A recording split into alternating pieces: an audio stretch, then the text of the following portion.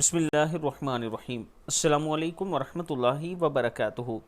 عابد راجہ channel کی طرف سے آج میں اپنے دوستوں کو ایک بہت ہی پیاری دعا پڑھنا سکھاؤں گا۔ اس سے پہلے میں اپنے دوستوں سے گزارش کروں گا کہ ایک غریب فیملی ہے جس کا گھر ہم نے شروع کرنا ہے رمضان سے پہلے۔